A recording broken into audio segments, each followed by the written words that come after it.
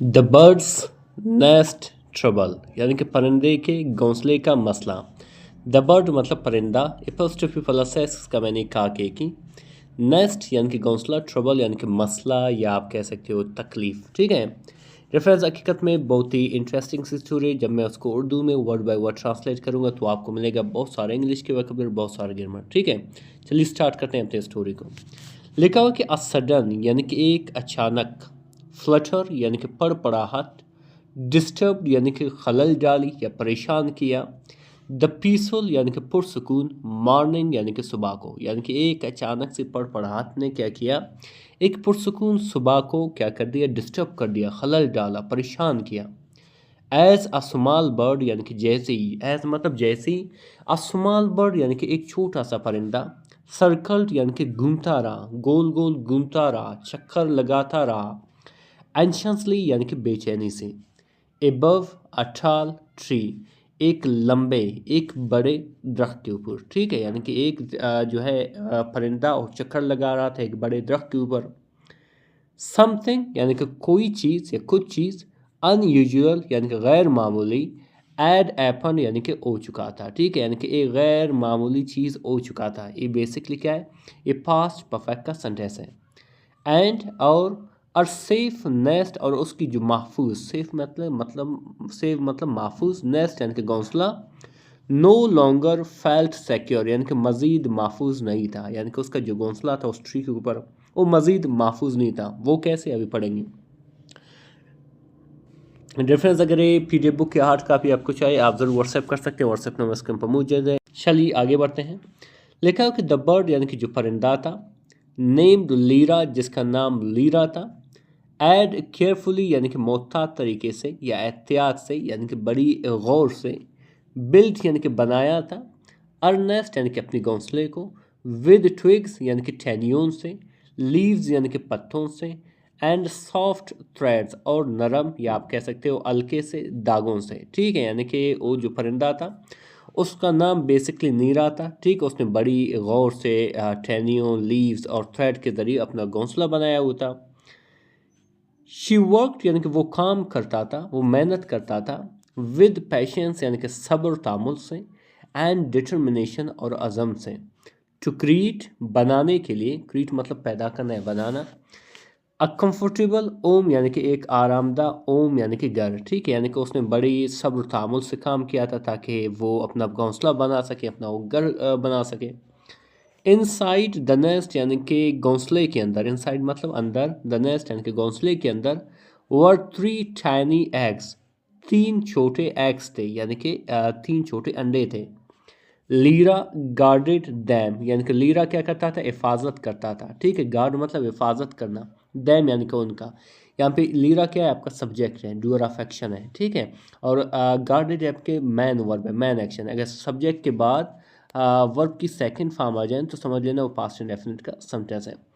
तो लीरा उसकी हिफाजत करता था विद लव यानी कि मोहब्बत के साथ, एंड अटेंशन और बड़ी गौर के साथ। ठीक है, यानी कि बड़ी एहतियात रखता था। ठीक है, बिलीविंग यानी कि ये समझते हुए, दिस प्लेस की ये जगह जो है, was the safest in the forest यानी कि सबसे जो महफूज तरीन जगह है, इन द फॉरेस्ट यानी कि जंगल में। ठीक है, तो आगे क्या लिखा हुआ डिफरेंस, आगे लिखा हुआ है कि ओ हैवा, हालांकि या अगरचे, दैट मॉर्निंग यानी कि उस सुबह, अ ग्रुप ऑफ मंकी यानी कि बंदरों का एक गिरोह, अराइव्ड यानी कि पहुंचे, अराइव मतलब पहुंचना। ठीक है, पहुंचे, नॉइजली यानी कि शोर गुल से। ठीक है, यहाँ पे नॉइजली बेसिकली क्या है, एक एडवर्ब है। ठीक है, तो शोर गुल के ज़रिए बहुत सारे जो है बंदर पहुंचे, जैसे कि यहाँ पे देख रहे हो इसका जो है नेस्ट है, ये सारे आए हुए हैं। तो आगे क्या लिखा डिफरेंस कि दे जम्प्ड केयरलेसली यानी कि वो छलांग लगाते थे, दे जम्प्ड मतलब वो छलांग लगाते थे, केयरलेसली यानी कि लापरवाही से, फ्रॉम ब्रांच टू ब्रांच यानी कि एक ब्रांच से दूसरे ब्रांच को। ठीक है, यानी कि एक शाख से दूसरे शाख तक वो जंप लगाते थे। शेकिंग यानी कि हिलाते हुए, द ट्री यानी कि दरख्त को, एंड क्रिएटिंग और पैदा करते हुए, अनएक्सपेक्टेड यानी कि गैर मुतवक्का यानी कि जिसका उम्मीद ही ना हो, जिसका उम्मीद ना किया हो। ठीक है, गैर मुतवक्का ट्रबल यानी कि तकलीफ़ या मसला। ठीक है, यानी कि जब वो जंप लगा रहे थे तो बेसिकली वो जो ब्रांच था वो हिल रहा था, जिसकी वजह से बहुत सारे मसले पैदा हो रहे थे। लीरा बिकेम वरीड यानी कि लीरा बनी, वरीड यानी कि परेशान हो गई, ठीक है, परेशान हो गई। एज द ब्रांचेस यानी कि जैसी जो ब्रांचेस थे यानी कि शाखें थे, ट्रेबल यानी कि कांपने लगे। शी चिप्ड यानी कि उसने चूं चूं की, यानी कि किस तरह जो चूं चूं की आवाज़ आती है किसी परिंदे से। लाउडली यानी कि ज़ोर ज़ोर से। टू वार्न इंतबाह करने के लिए, ख़बरदार करने के लिए। द मंकीज़ यानी कि बंदरों को, ठीक है, यानी कि उसने अपने आवाज़ में चूं चूं करना शुरू कर दिया, चहचहाना शुरू कर दिया, ताकि वो ख़बरदार कर सकें मंकीज़ को कि यहाँ पे मेरे अंडे हैं। बट लेकिन दे इग्नोर्ड यानी कि उन्होंने नज़रअंदाज किया। और स्मॉल वॉइस यानी कि उसकी छोटी सी आवाज़ को, ठीक है, यानी कि उसे सुना ही नहीं है। तो आगे क्या लिखा डिफरेंस कि वन स्ट्रॉन्ग जंप यानी कि एक मजबूत या एक तेज छलांग। कास्ट यानी कि सबब बनी या पैदा किया। The branch to shake violently यानी कि उस ब्रांच को बड़ी तेज़ी से, बड़ी शिद्दत से हिलाया, कांपने में मजबूर कर दिया, ठीक है। किसी ने एक तेज जंप लगाया जिसकी वजह से वो शाख जो है काफ़ी शिद्दत से हिलने लगा। द नेस्ट टिल्टेड यानी कि जो नेस्ट था, जो घोंसला था, वो झुका। एंड वन हैग और एक अंडा रोल्ड डेंजरसली यानी कि लुढ़कने लगी, डेंजरसली यानी कि ख़तरनाक तरीके से। टुवर्ड द हेज यानी कि किनारे की तरफ, यानी कि जब उसने एक तेज़ जंप लगाया तो एक अंडा लुढ़कने लगी किनारे की तरफ, यानी कि गिरने लगा था। फियर यानी कि जो खौफ थी। फिल्ड यानी कि भर दिया था। लीराज अर्थ यानी कि लीरा के दिल को, यानी कि वो डर गई थी कि वो कभी अंडा गिर ना जाए। शी क्विकली यानी कि उसने जल्दी से। फ्लू यानी कि उड़ी। टुवर्ड द मंकीज यानी कि मंकी उसकी तरफ, यानी कि बंदरों की तरफ। ट्राइंग कोशिश करते हुए टू गेट देयर अटेंशन ताकि वो तवज्जो हासिल कर सकें, ठीक है, अटेंशन मतलब उसका तवज्जो हासिल कर सकें, गेट मतलब हासिल करना। बट लेकिन दे लाफ्ड लेकिन वो हंसे। प्लेफुल यानी कि खेलते हुए, यानी कि वो खेल समझकर वो हंस रहे थे। And did not take her seriously और उसे संजीदगी से नहीं लिया, ठीक है, यानी कि बंदरों ने इग्नोर कर दिया कि क्या फ़र्क पड़ता है। तो आगे क्या लिखा है डिफरेंस, जैसे कि यहाँ पे आप देख सकते हो सारे बंदर यहाँ पे खड़े हैं, ठीक है, देख रहे हैं। लीरा डिड नॉट लूज ओप यानी कि लीरा ने उम्मीद नहीं छोड़ी, ठीक है। डिड नॉट ये बेसिकली क्या है, पास्ट इंडेफिनिट का नेगेटिव सेंटेंस है।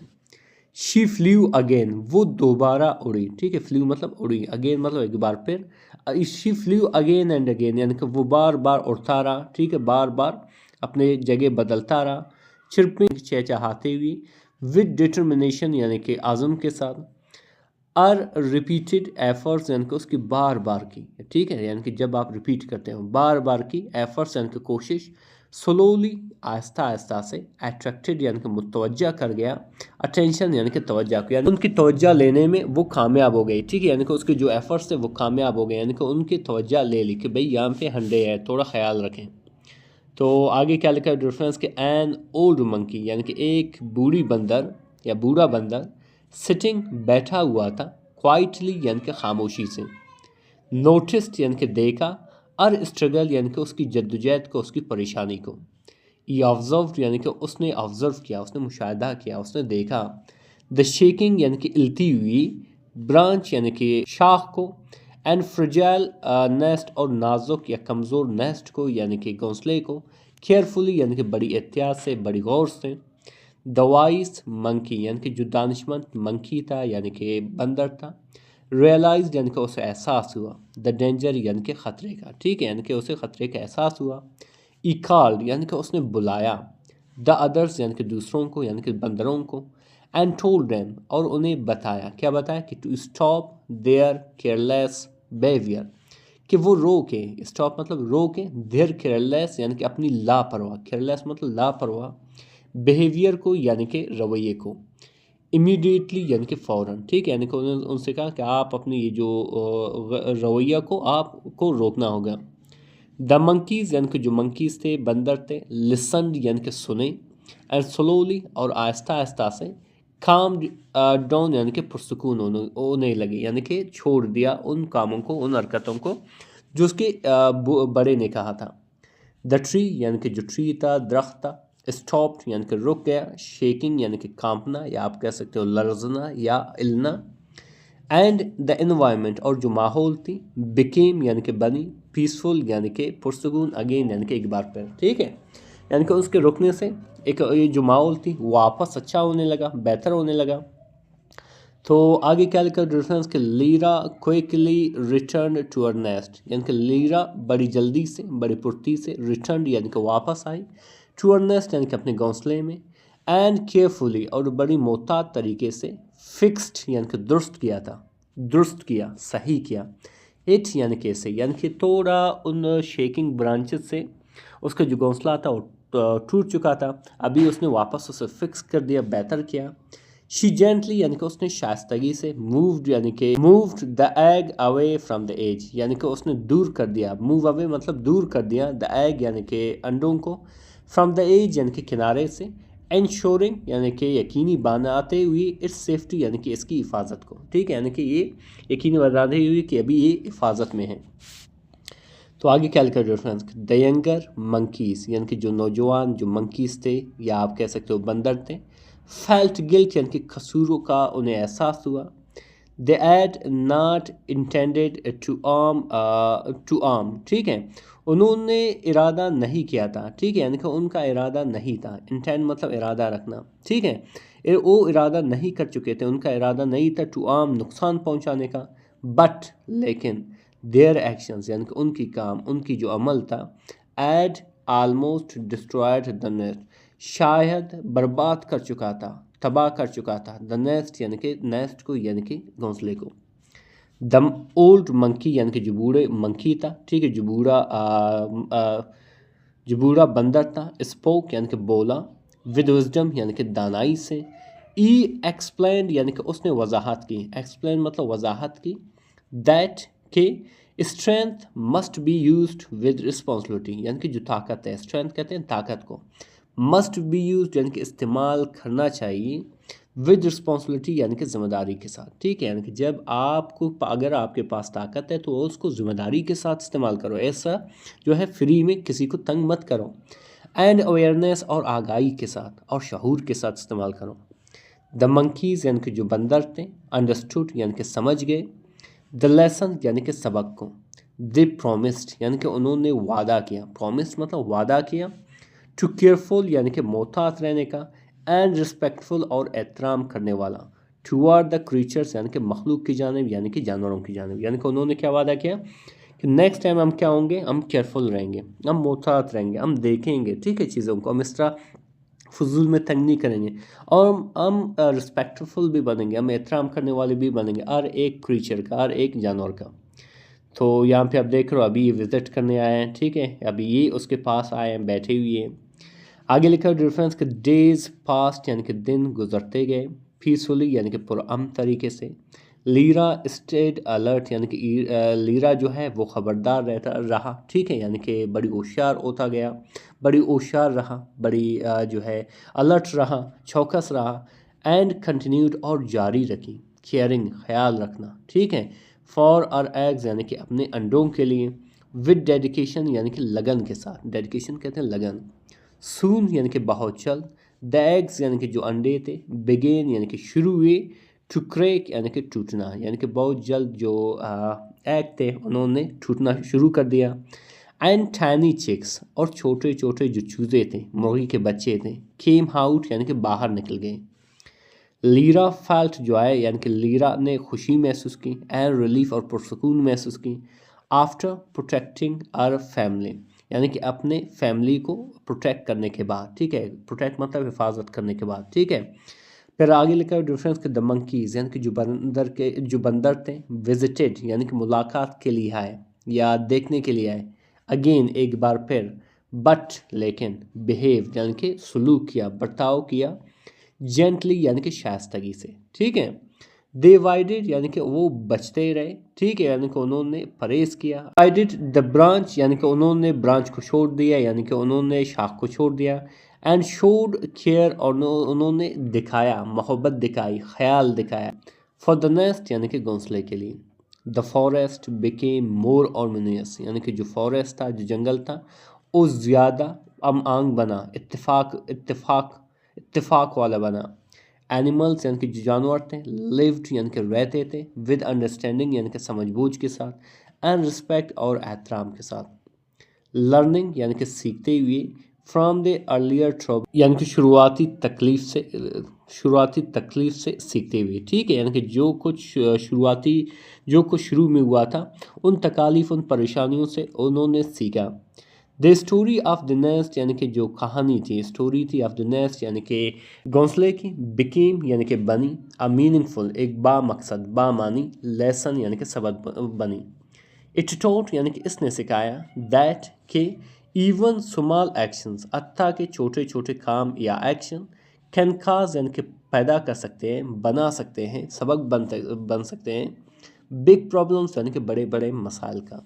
बट लेकिन अवेयरनेस यानी कि जो शऊर थी, जो आगाही थी, एंड केयर और जो ख्याल था, ठीक है, कैन प्रोटेक्ट कर सकता अदर्स यानी कि दूसरों का। तो डिफरेंस अभी पढ़ेंगे उन वोकैबुलरी को जो यहाँ पे इस्तेमाल हुआ है। सबसे पहले आता है फ्लटर। फ्लटर कहते हैं पड़पड़ाहट को, हल्की हरकत को, जिसे फ्लैप भी कहते हैं, फ्लिकर भी कहते हैं। पीसफुल कहते हैं पुरसकून को, आरामदा को, जिसे काम या क्वाइट भी कहते हैं। इसी तरह डिफरेंस आता है एंशियसली। एंशियसली कहते हैं बेचैनी से या घबराहट से, जिसे हम नर्वसली भी कहते हैं, जिसे हम वरीडली भी कहते हैं। अनयूजुअल कहते हैं गैर मामूली या अजीब, जिसे हम स्ट्रेंज भी कहते हैं, अनकॉमन भी कहते हैं। सिक्योर कहते हैं महफूज या महफूज हालत को, ठीक है, जिसे हम सेफ भी कहते हैं, जिसे हम प्रोटेक्टेड भी कहते हैं। ट्विग्स कहते हैं टहनियाँ या लकड़ी के टुकड़े, जिसे हम स्टिक्स भी कहते हैं, जिसे हम ब्रांचेस भी कहते हैं। थ्रेड्स कहते हैं धागे को, बारीक तार को, ठीक है, जिसे हम स्ट्रैंड्स भी कहते हैं, जिसे हम फाइबर्स भी कहते हैं। डिटर्मिनेशन कहते हैं अज़म को, पुख्ता इरादे को, जिसे हम रिजॉल्व भी कहते हैं, जिसे हम फर्मनेस भी कहते हैं। गार्डेड कहते हैं हिफाजत करने को, निगरानी करने को, जिसे हम प्रोटेक्ट भी कहते हैं, डिफेंड भी कहते हैं। ट्रेम्बल मतलब कांपना, लरजना, जिसे हम शेक भी कहते हैं, क्वेवर भी कहते हैं। इग्नोर्ड मतलब नज़रअंदाज करना, तवज्जो न देना, जिसे हम निगलेक्ट भी कहते हैं, जिसे हम ओवरलुक भी कहते हैं। इसी तरह डिफरेंस आता है वायलेंटली कहते हैं शिद्दत से, ज़ोर से, जिसे हम स्ट्रांगली भी कहते हैं, जिसे हम फिर्सली भी कहते हैं। डेंजरसली कहते हैं ख़तरनाक तौर पर या ख़तरे से, जिसे हम रिस्कली भी कहते हैं, जिसे हम एजर्डसली भी कहते हैं। इसी तरह डिफरेंस आता है एफर्ट कहते हैं कोशिश को, मेहनत को, जिसे हम अटैम्प्ट भी कहते हैं, एंडिवर भी कहते हैं। फ्रेजिल कहते हैं नाजुक, कमज़ोर, जिसे हम डेलिकेट भी कहते हैं, ब्रेकेबल भी कहते हैं। इसी तरह डिफरेंस आता है रियलाइज्ड कहते हैं एहसास करने को, समझने को, जिसे हम अंडरस्टूड भी कहते हैं, रिकग्नाइज्ड भी कहते हैं। फिर क्या आता है डिफरेंस बिहेवियर कहते हैं रवैये को, अंदाज को, जिसे हम कंडक्ट भी कहते हैं, मैनर भी कहते हैं। एनवायरनमेंट कहते हैं माहौल को, फ़िज़ा को, जिसे हम सराउंडिंग्स भी कहते हैं, जिसे हम एटमॉस्फेयर भी कहते हैं। इंश्योरिंग कहते हैं यकीनी बनाने को, ज़मानत देने को, जिसे हम सिक्योरिंग भी कहते हैं, कंफर्मिंग भी कहते हैं। गिल्ट कहते हैं कसूर को, पछतावे को, जिसे हम रिमोर्स भी कहते हैं, जिसे हम रिग्रेट भी कहते हैं। डिफरेंस इन वोकैबुलरी का अगर आप अपने जो है सेंटेंसेस में इस्तेमाल नहीं करोगे तो इनका फ़ायदा नहीं है। जब आप इनको अपने सेंटेंसेस में इस्तेमाल करोगे तो यकीनन ये आपको काफ़ी हेल्प करेगा। अगर आप इनको इस्तेमाल नहीं करोगे तो ये बड़ी जल्दी से आपके जहन से निकल जाएंगे। फिर आता है रिस्पॉन्सिबिलिटी कहते हैं जिम्मेदारी को, फ़र्ज को, जिसे हम ड्यूटी भी कहते हैं, ऑब्लिगेशन भी कहते हैं। अलर्ट कहते हैं चौकस, होशियार, जिसे हम वॉचफुल भी कहते हैं, अटेंटिव भी कहते हैं। रिलीफ कहते हैं एतमीनान को, सुकून को, जिसे हम कंफर्ट भी कहते हैं, जिसे हम ईज़ भी कहते हैं। इसकी उर्दू ट्रांसलेशन है डिफरेंस, अगर इसकी शॉट लेना चाहो बिल्कुल ले सकते हो। इस बुक का फ़ायदा है डिफरेंस कि यहाँ पे हर स्टोरी की उर्दू ट्रांसलेशन भी मौजूद है, यहाँ पे हर स्टोरी की वोकैबुलरी विद सिनोनिम भी मौजूद है, जो यकीनन आपको काफ़ी हेल्प करेगा इंग्लिश सीखने में। ठीक है, मैं अक्सर कहता रहता हूँ कि इस बुक का फ़ायदा ये डिफरेंस कि यहाँ पे वोकैबुलरी, आपको ट्रांसलेशन के टेक्निक्स, आपको ग्रामर, ये सारा कुछ मिल रहा है, जो यकीनन आपको बड़ी जल्दी से इंग्लिश सीखने में मदद करता है। ठीक है, अगर ये PDF बुक या हार्ड कापी आपको चाहिए आप ज़रूर मुझे व्हाट्सएप कर सकते हैं, मेरा व्हाट्सएप नंबर स्क्रीन पर मौजूद है। मिलते हैं अगले वीडियो में, अल्लाह हाफ़िज़।